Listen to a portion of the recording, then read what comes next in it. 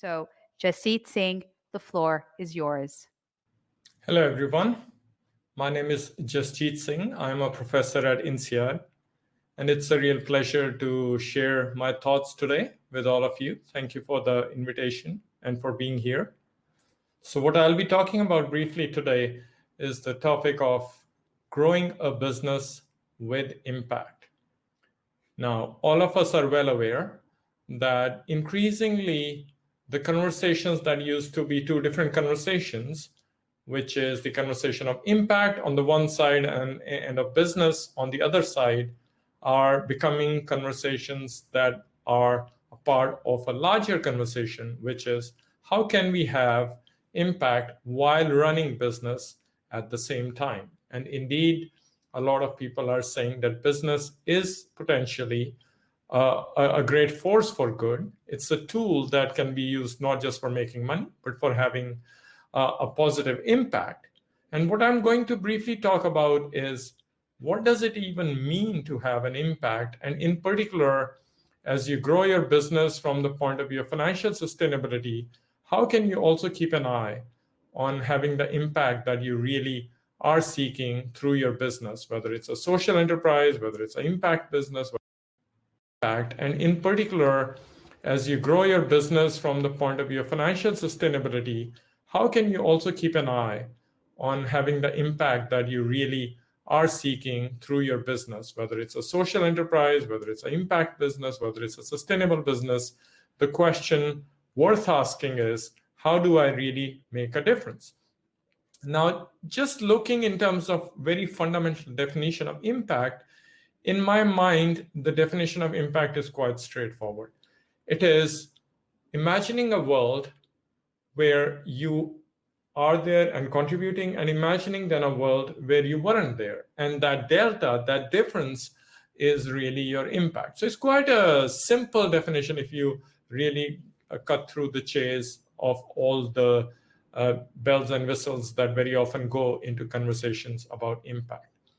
But what does this really mean? And to really get into the hood on the question of what is impact, I find it useful to follow the 5 questions that you might have seen before in the context of the Impact Management Project, which is a project which brings together thinking from people that are on, leaders in the impact space, and asking them, what is it that really goes into realizing high impact? And the essence of impact is these 5 questions. The first question is the what. What are the outcomes that you're trying to achieve in the first place? Because if you don't really have a goal, then it's very hard to even know if you're being successful or not on the dimension of impact. The second question is who, which is asking not just what outcomes are you realizing, but exactly who are the stakeholders that you will have really razor-sharp focus on as you try to achieve those outcomes. The third question is how much. What that means is, what is your aspiration, both in terms of number of people you intend to reach and the lives that you intend to change? And very often conversations about impact get simplified in terms of, hey, we are reaching 1 million people. But the question that you want to ask is not just whether you're reaching 1 million or 10,000 or 1,000, but do you really materially affect their lives? Because if you change lives of just 100 people substantially, I would argue that your impact is a lot more than perhaps you're reaching 1 million people, but you really don't make much difference in the lives of these people that you're barely touching through your work. The fourth question is a question that gets really into the rigor of impact, which is saying, what is your unique contribution? You could be looking at the outcomes, and it might look like the outcomes are going up, but it could be that the outcomes are improving simply as the economy is improving, because other organizations are also trying to help the same people, and so on. So what really is your unique contribution? And you can ask that question as an enterprise, or you could ask that question as an investor, in which case you would have this additional layer that not only is the enterprise that you're investing in having a valuable contribution, but you are a key enabler helping that enterprise achieve those goals. And the last question that we should always keep an eye on are the risks. You might have the greatest theory of how you're going to bring about a certain change, but maybe there are big risks coming in the way of achieving it. And also, very importantly, you have to keep track of the unintended consequences that your intentions might have. So I'm going to just take 5 quick examples to illustrate these points. The first is the point about what outcomes. And take the example of Tom's shoes, which is now called simply Tom's. And at its peak, it was a super successful impact business. At the point that they got one of their investors, it was valued at about $700 or $800 million.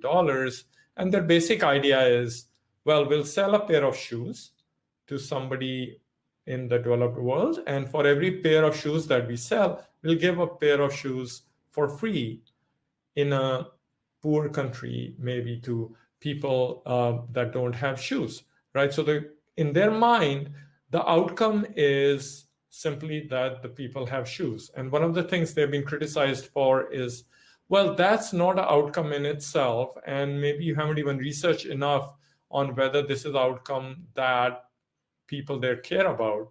Are you sure it's going to materially affect lives in a way that you've been claiming? Because Tom's in its early advertisements was claiming that this helps children's school attendance go up, it helps people fall sick less often, and so on. And they were criticized for not having enough evidence of that. And also whether these outcomes really matter to the people you're trying to serve in the first place.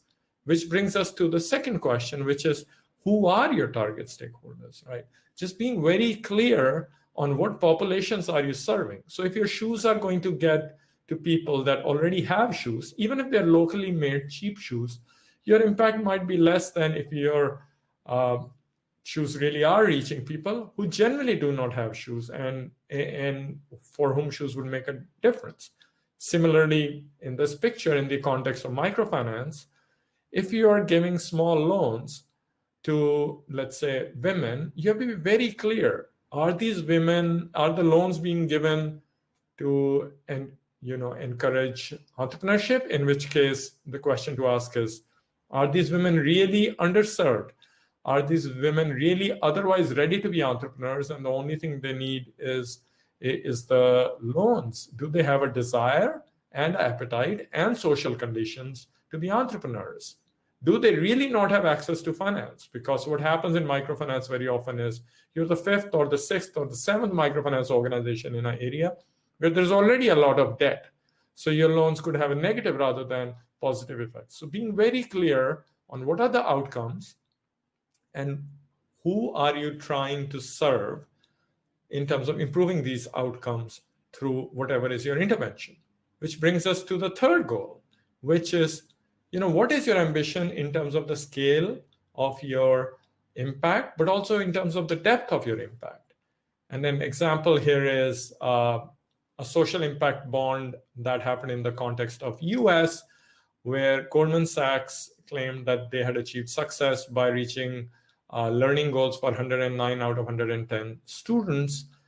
And what they got criticized for is, well, yeah, but we are not clear about the depth of your impact. How much difference are you making? And in particular, what's your unique contribution?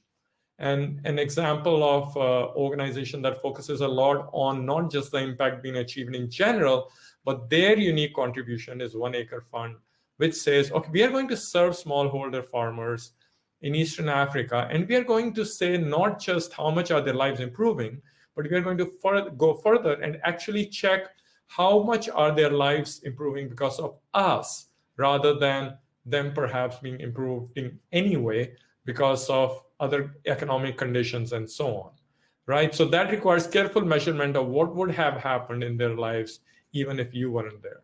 And the last point is the risk of unintended consequences. So consider this whole movement around fair trade. On the one hand, it promises to give above market rates, prices, fair prices to farmers, let's say we're growing coffee or cocoa. But on the other hand, there's always a risk of unintended consequences that you might end up taking the business away from the smaller farmers, the poorer farmers who don't know how to tap into the fair trade network, they are not certified, and so on. So while you might be helping certain farmers, you might actually be hurting other farmers. So the key question becomes, how do you achieve that balance between really doing good for your target and also at the same time being careful not to have unintended consequences? So these really are the 5 questions. The what outcomes, who are your stakeholders, how much is the scale of impact that you expect, what is your unique contribution, and are you really taking care of the risks? And the last thing I would say is, of course, business is a great tool for having impact, but there are different ways of having impact, all the way from a pure business that relies on market forces to charities which are not relying on business at all. And in between are social enterprises which put impact first, sustainable business which would put profits first, but still try to run a good business. And in between is this impact business, which is saying, okay, we really think there is money to be made here without compromises while having an impact. So it really is a spectrum. And in your forming your impact strategy, based on your target population, as well as the outcomes, you might find one of them is a better vehicle than the other. So it really has to be a good match between that. So I hope you find that helpful, and much more detail about a lot of these brief ideas is available on my website, which I mentioned right at the beginning. It's been a pleasure, and please enjoy the remaining sessions in the conference. Thank you. Thank you, Jasheet. Thank you so much.